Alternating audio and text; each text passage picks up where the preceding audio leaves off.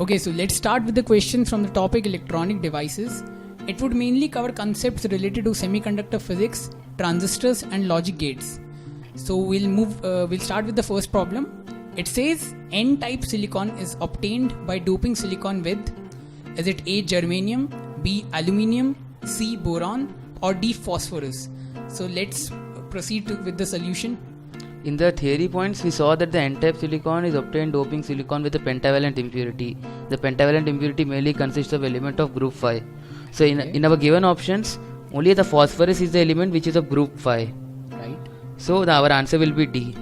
So one thing I would like to ask, what about P-type silicon? If it's a P-type silicon, then what kind of impurities should it be doped with? So we have to dope it with third group elements, which are the examples are germanium, aluminium or boron.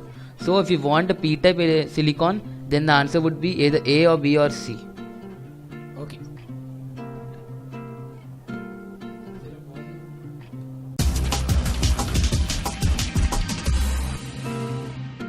So let's move to the second question.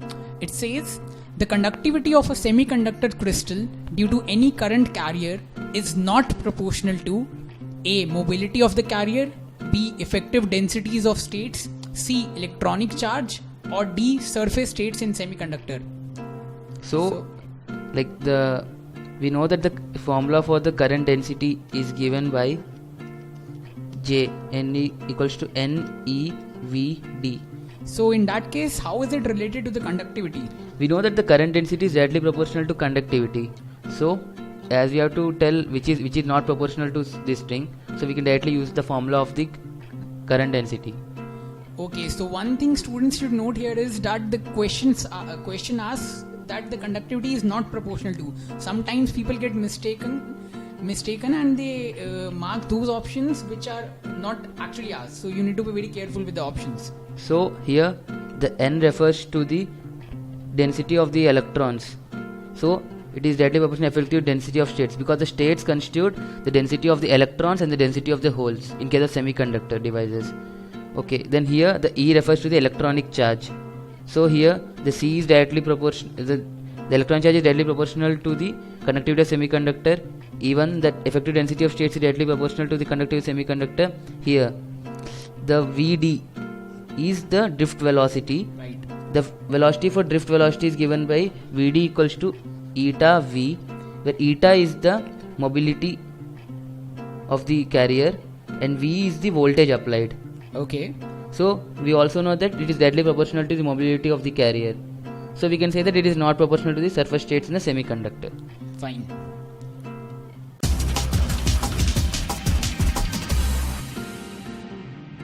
Question number 3 states that at very high temperature, extrinsic semiconductors become intrinsic because A, of drive-in diffusion of dopants and carriers, B, band-to-band transition dominates impurity ionization, C, impurity ionization dominates band-to-band transition, or option D, band-to-band transition is balanced impurity ionization. So let's move to the solution part. So we know that when a semiconductor is doped by different pentavalent and trivalent impurities, it becomes extrinsic and a p-n junction diode is formed. Right. So because of the trivalent impurities, here the holes are present because they have only 3 electrons. The semiconductor consists of group 4 elements which have 4 electrons. And when the pentavalent impurities are added, they have excess of electrons this side. Absolutely correct. So they form a p-n junction diode. So what happens is, when we increase the temperature, then the electrons will have sufficient energy to jump across this junction and to fill the holes. So basically they'll recombine with the holes. Yes. Then after what happens when they recombine with the holes is, they form as if they are a normal semiconductor without any impurities. Like the holes will be filled with the electrons. Okay. They will act as if they are the normal group 4 elements, like a normal semiconductor, intrinsic semiconductor. Okay. So basically this question is testing the concepts related to the intrinsic, the difference between intrinsic and extrinsic semiconductors. Yes. Like intrinsic, they do not have any impurities, and extrinsic, we add external impurities to enhance their conductivity. Yes. So what is? Due to the band-to-band transitions, the impurity ionization, the impurities are the pentavalent and trivalent, they are balanced and they form as if they are the intrinsic semiconductors. fine.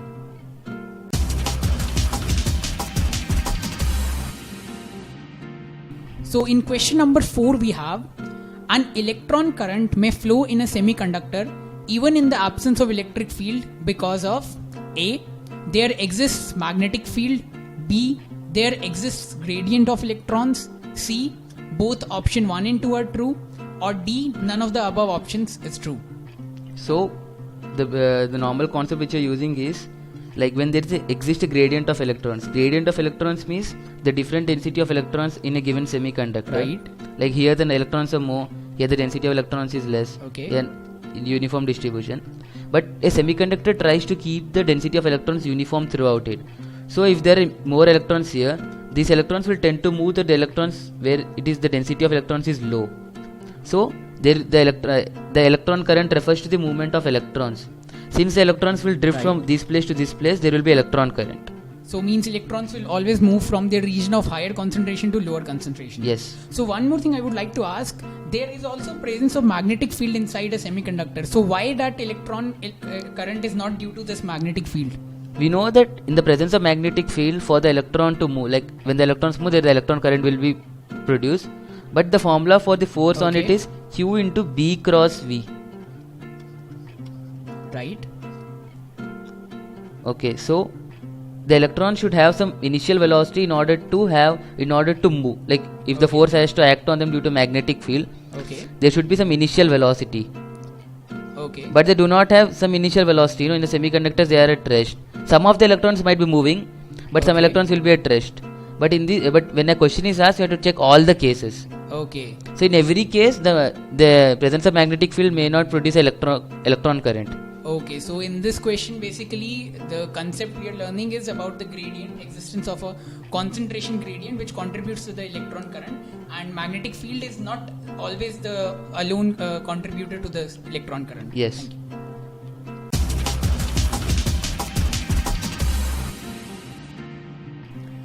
Question 5 says, the probability that an electron in a metal occupies the Fermi level at any temperature greater than 0 Kelvin is option A 0, B 0.5, C 1, or is it D 0.25? Before doing this question, we should know the concept of Fermi level.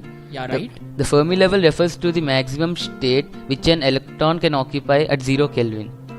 So the given question asks us a condition at greater than 0 Kelvin. So the electron will have the more energy than the electron at 0 Kelvin when it is at greater than 0 Kelvin.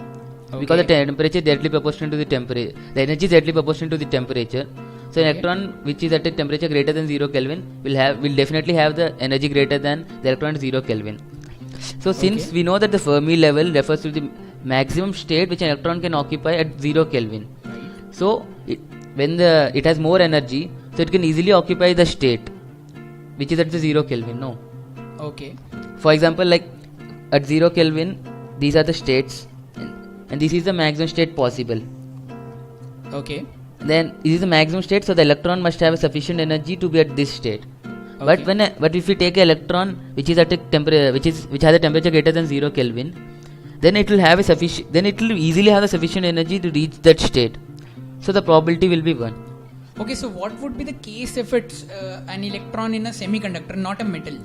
Like in a semiconductor, we cannot define like these are the particular Fermi levels possible at definite temperature. So we cannot tell surely like it will be the probability because we don't know what exactly is the Fermi level in a semiconductor. So basically it will be dependent upon the position of the Fermi level where it exists. Yes. Fine.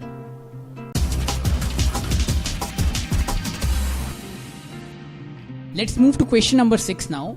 It says, arrange the following in increasing order of energy gap: carbon, germanium and silicon. Option A, carbon, germanium, silicon. B, germanium, carbon, silicon. C, silicon, germanium and carbon. Or option D, germanium, silicon and carbon. See, first thing in such type of questions, first we should carefully notice whether the asked is in increasing order, decreasing order, because many people make silly mistakes there. Okay, so students must be careful while reading the problem. Yes. And after that, moving on to theory of the question, the energy gap here refers to the energy difference between the valence band and the conduction band. Right. So basically the energy gap is the energy required by an electron to jump from the valence band to conduction band. Okay. But we know that in metals an electron can be easily jumped from a valence band to a conduction band. Right.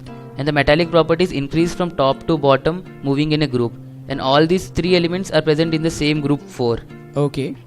So, since we know the silicon lies below carbon, the germanium lies below silicon. Okay.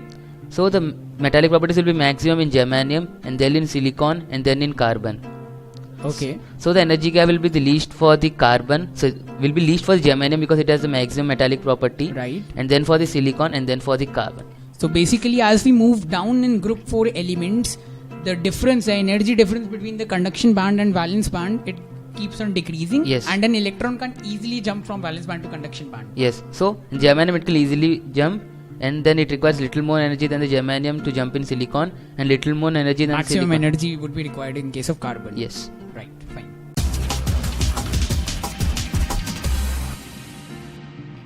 Let's move to question number 7 now, which is a numerical based problem. It says, what is the diffusion constant in centimeter square per second for electrons when the mobility given is 400 centimeter square per volt second and the thermal voltage given is 26 millivolt? Is it A 11.4, B 10.4, C 12.4 or D 13.4? See, in this type of questions, first thing what you have to notice is the units. Here, either given centimeter square per second, centimeter square velocity per second. Here, it is millivolt. So students need to be very careful with the units which are given in the question. Sometimes we tend to make silly errors when we are not clear with the units in which we have to find our answer. Then, and also in such type of questions, if you don't know what are the terms like diffusion, constant mobility, water system, if you get confused, carefully notice here. Here, the answer we need is in centimeter square per second. Right. And the given things are in centimeter square per volt second, yeah, millivolt. Okay. So even if you don't know what are these terms, but if you multiply these two terms, then you are getting something in centimeter square per second. Okay. So most probably that will be the answer. So even if you don't know such type of questions, try checking the units, then you might be able to solve. Okay, so that could be one of the shortcut ways of coming to the solution. But this is not the actual method. But actually the diffusion constant is obtained by multiplying the mobility with the thermal voltage. So the diffusion constant DC is obtained 400 into 26 by 1000 because it's milli. Okay. We need to be careful here. And after multiplication, we get it as 11.4. So basically, this is a direct formula based question and in 10.4, not 11.4. Like it is a calculation mistake. Okay, so basically, this is a direct formula based question, and in this chapter, most of the questions will be if numerical.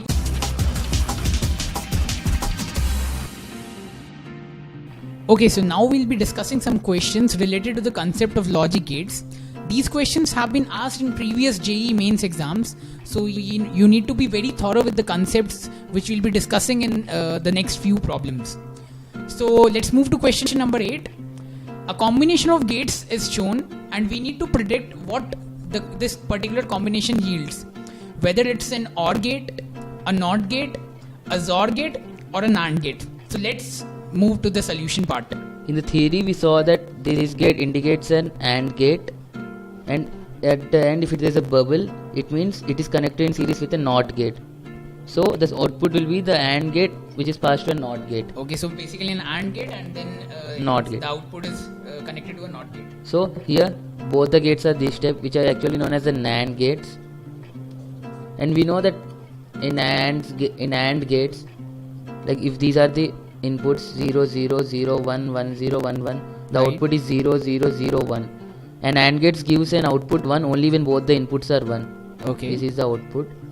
So basically you should know this concept. We also covered it in the theory chapter. Just for recapitulation, we have used that again. So here we'll be drawing a truth table. Like this is an example of truth table. We know like it will be easy in logic gates to use truth tables. So in our for given question we'll be drawing the truth table here. A and B are inputs here, and here X is the output. Fine. 0 0. There are 4 possible cases. Now let's start with our main solution. Now if we give an input of 0 to A, we'll write the answers as by commas. These are first case, second case, third case, fourth case. If a 0 is given, 0 will be divided into 0 0. Since it is an AND gate, the output will be 0. And since it is a NOT gate, 1 will be passed on from here. Similarly 0 same gate, so 1 will be passed on. 1 and 1, in AND gate we get a 1, but it is a NOT gate there, so the output will be 0. Similarly again 0 here, so the 1 will be the output after passing through this gate. Here the B is 1 this time, so 1 will divide into 1 and 1. Now since it is an AND gate, 1 will be the output, again a NOT gate is there, so it will be 0 here. So here the input of X gates are 1 and 0. Now we know it's again an AND gate, 1 and 0 gives rise to 0, but again it's a NOT gate, so it will convert into 1. Okay. But here then it is almost same case of 2, but it is inverse. So here for 1 we'll get it as 0 since we have solved it here, and for 0 we'll get it as 1, the previous cases, like the input is 0 for this one. So again 0 and 1, AND gate gives rise to 0, NOT gate will give rise to 1. Now the case is different. We have 1 and 1 input for A. For input A 1 1, 1 and 1, AND gate gives rise to 1, NOT gate will become a 0, again 0 because same gate. 0 and 0 to AND gate gives rise to 0, and a NOT gate here, so it gives rise to 1. If we carefully notice that the inputs when we add 0 0 0 1 1 1 0 1 1, this results is similar to OR gate. We have studied in the theory points that the output for OR gate is 0 1 1 1, like when the inputs are 0 0 0 1 1 0 1 1. So the total combination of A and B gates and AND gates and everything is an OR gate. So option 1 is the correct answer. Yes. So right, in this question basically students need to remember the logic symbols for all the gates. The circuit which you may be asked in your entrance examination, it might be more complex. This is a slightly simpler version of the circuit, but again if you break it into simpler smaller subsystems and write the truth table at each particular node of the entire circuit, then it'll make your entire calculation easier. Yeah, small clarification, like the questions will almost be of the same level. Like in very rare cases, if they want to make a question paper tough, they'll give more complex. But usually the questions they come from logic gates. They'll have similar things. So you need to be careful while giving out the outputs. Like in this, there are 2 gates. Like you have to again give these inputs to this one. So you need to be careful while calculating all the outputs. So just be careful and do slowly. Okay.